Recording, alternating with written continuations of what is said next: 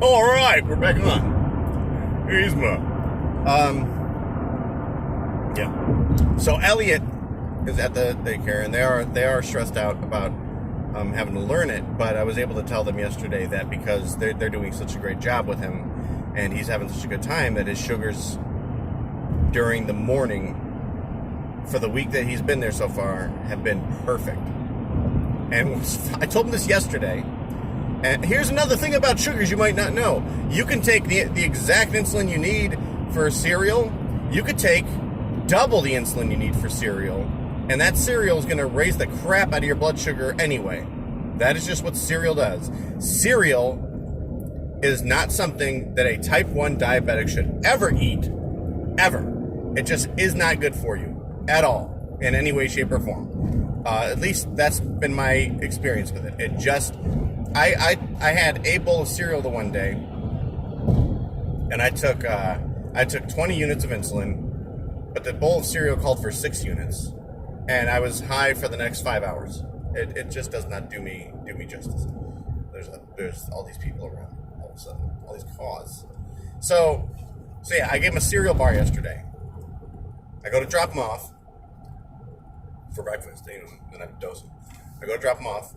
And it wasn't like a cereal bar, like, Captain Crunch. It was an Aldi brand, like, health nut bar that has, like, cream on the bottom of it. So it makes me think of cereal bars. Because I eat those as later in the evening snacks, and they don't affect my sugars like cereal does. So, of course, I thought it was going to be fine. It's got, like, raisins in it, oatmeal, things like that. So I give them that. And then I go there and I drop them off, and I tell them about how great they've been doing and how sugars have been amazing. And then, of course, they have to call me up around 9 because his sugars are at like 320 and they're not going down. And so I tell them, go ahead and give him a full unit of insulin. He's going to be fine. They call me back a half hour later and they're just freaking out. They're like, they're not going down. And I'm like, it takes up to 3 hours for insulin to work. And I gave him a cereal bar this morning. That's my fault. It's my bad. It's not your fault, and it's not going to hurt him to have his sugars high for a day. He's going to be just fine. Just make sure he goes to the bathroom, because he's going to have to pee a lot, and you don't want him to pee his pants. And, they were like, okay, they felt relief and everything. I was just like, I thought on the day that I tell them, you guys are doing amazing, I go and I screw up his sugars and make them freak out. Oh, what a goof. Made this guy, right? Egg. Like, just all in my face. Oh, egg. Beat it first and throw it. Ew. The smell, though. I don't like the smell of raw eggs. But I like the taste of cooked eggs. I'll tell you what. Chicken butt. But, we're about halfway home now. On the freeway. On the frizzle whistle. As I would say in the past and still say in the future today. I feel sick to my stomach as we speak. Because I take pain medication for I don't remember the name of it. I finally figured out what it was and I forgot the name. It's a big word. But I do have arthritis in the back and degenerative disc disease that they help me have pain. And then there's something in my neck where the space on either side of my spine has narrowed and therefore the nerves are being pinched. That is the thing that I need to call my spine surgeon today because I forgot. I need to call my spine surgeon and I need to be like, hey, remember that thing? Because we were going to do what's called spinal cord stimulation, where they put a thing in your butt and it connects to your spine and you're able to control impulses that go into your back. We were going to do a trial of that to see if it would actually mask the pain. Because I'm at a point where I say, before I even go any further, I'm just going to say that's why I feel sick, because I didn't eat when I took my medicine, and it'll make me feel sick for like 15 minutes. Anyway, back to what I'm saying. I'm to the point where I've been dealing with this pain for over 20 years, and I'm ready for it to be done, even if it means just masking it. But when we were getting approved for the trial of this stimulator thing, the situation I ran into is I'm about to start a new job, and the way the recovery process is for just the trial, I would not be able to work that job until I was recovered, and I'm not doing that. So I said I'm not gonna do it then because we've waited too long. Not that we've waited too long, but it just took too long to get all the approvals in, which they're in now. I could go and get it if I wanted to, but I'm not going to take the chance of screwing up this job. But the surgeon, when he was the last say that had to give his approval, he came into the room. We were all sitting down talking, and before he left, he said, when you get this, even if it works and you feel great, I want to talk to you about your neck. I'd like to do some more stuff, and I can help you with that. Please make sure you come back and see me.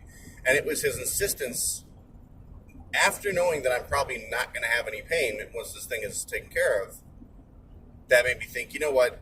He really believes that the neck is the cause of all this and not the back.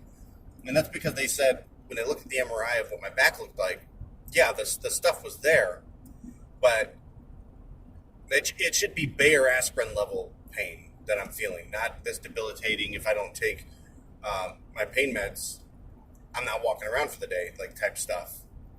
And it's not narcotics or anything like that. I refused to even attempt them. I would like to function throughout the day. It's tramadol, simple stuff, but it does the trick. It gives me like 75% relief. So there's like I have pain right now, but it's manageable.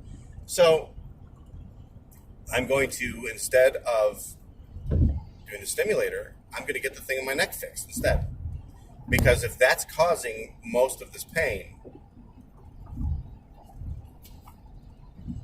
why not? And I can recover from that and still work. You know, I can go into somebody's house to do therapy and be like, don't mind the weirdness with my back. I got a patch on there from something I got done. Somebody stabbed me in the back of the neck with a scalpel.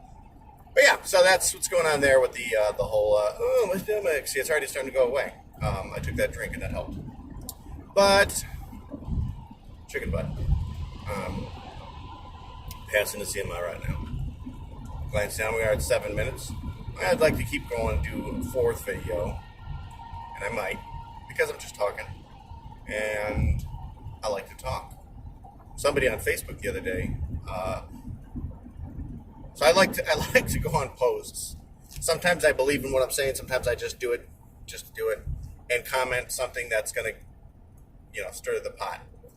And I do it because I'm into psychology. I'm becoming a psychologist. I enjoy watching how people interact on social media. Sometimes it's baffling. Sometimes it makes sense. Sometimes it's just like, whoa, take a chill pill. And so I went in and I made this comment, and what I said was reasonable, and it's a statistics-backed statement. I'm not going to say it here on YouTube, but it made sense, and it wasn't even really arguing with anybody other than saying, when people would be like, back in my day, if we did something wrong, we'd get punched in the face by a midget, and then everybody just says, well, that's not how things are these days. You shouldn't call them midgets. They don't like being called that. And they would be like, wow, that's what we did in my day, and I'm fine. And my response to that type of statement was, okay, but just because that's how it happened back in your day doesn't mean it was right. It was wrong, and here's the way it should be done. And, of course, an older gentleman had to write back and tell me that my head was where it didn't belong, up inside of a crevice, and that I needed to live in the real world. And what made me laugh was that he put real in quotations. So even he knew subconsciously that he wasn't referring to the real world. He was referring to the real world that he lives in, where because his dad beat him with a stick when he was a kid. Every kid should be beat with a stick because it made him feel good. So yeah, I commented and I said, that's not how you do this. Here's what you should do. And then I said, there's no need to go all keyboard warrior on me. It's just my opinion, and you can agree to disagree. And I said, I understand if your underwear might have bunched up a little bit when you read what I said, but it doesn't need to go any further than that. God bless. Have a good day. And then I left it at that. Go to the next video on this channel to hear the rest of this story.